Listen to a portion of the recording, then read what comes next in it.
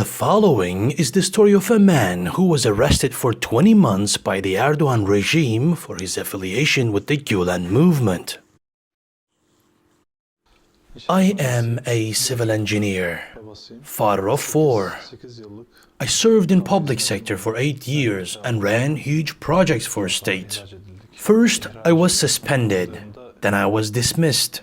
I was already arrested when I was dismissed from my job. They did not disclose anything to me, they just had a list of 59 people, that is as far as I remember. For 12 months in there, I did not know why I was arrested.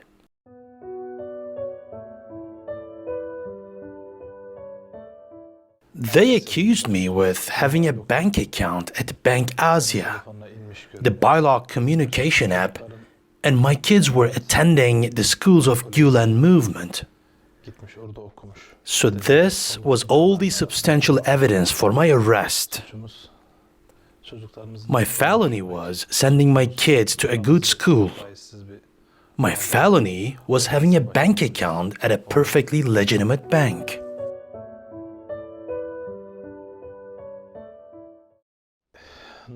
Well, Turkey was not going through normal times for a long while. Fanaticism had replaced science and reason. For 12 months, I knew nothing about my arrest, and I wrote petitions all the time. Why are you keeping me here? It's not possible for me to have any kind of connection with a terrorist organization. I wanted to get the justification at least, but no answer. After 12 months, I received the indictment.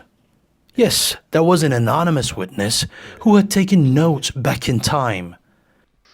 It was 2 phone calls that I made 8 years ago, each taking a couple seconds. This is what they asked me about. I was in detention center for 8 days. We were like sardines back in there. I remember losing 8 kilos in 8 days. Conditions were very, very tough. And finally, I went on trial. The judge asked for names. I said, I don't have any names because I believe in God, so no felon or terrorist can be my friends. He then said, we will arrest you. So he did. Bunk bed for 4 people was made into bunk bed for 16 in the ward. Yet, we were 31 people. We slept on the floor.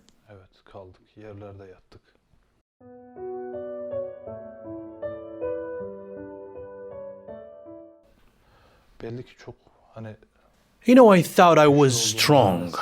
Yet, after a while, my body started reacting.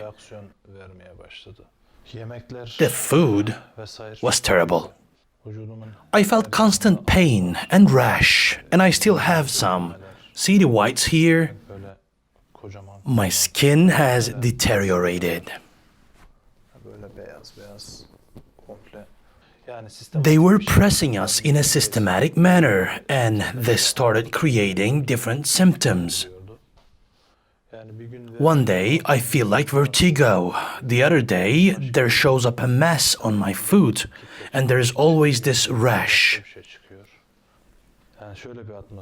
As this total loss of reason in the country seems to be getting ever worse, we thought one day they would just execute us by fire squad.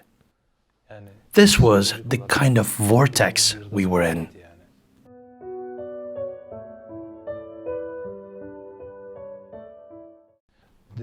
And then I was further punished because of my petitions. They put me in solitary confinement. For 8 months, the windows did not stop the wind from coming in. I missed the sun most. For 6 months, I was totally deprived of sunlight.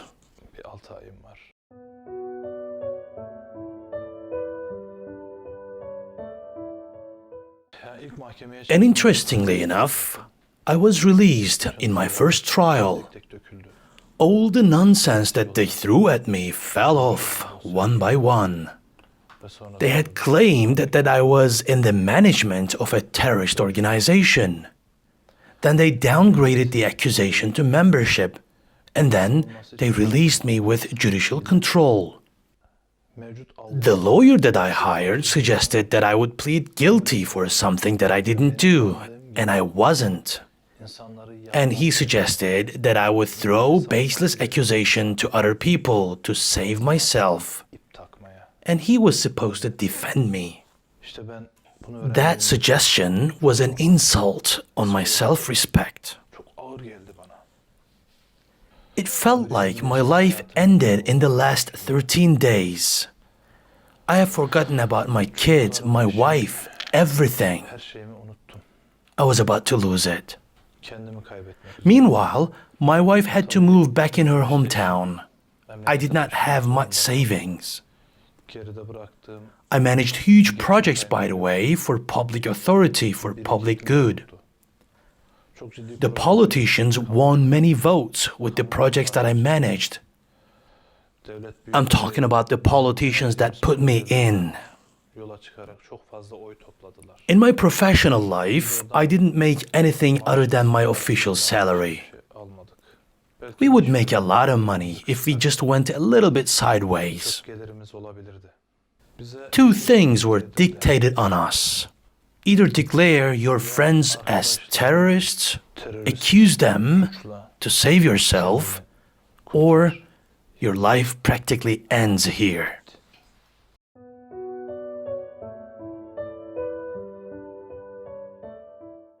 After all that oppression, what should we do then?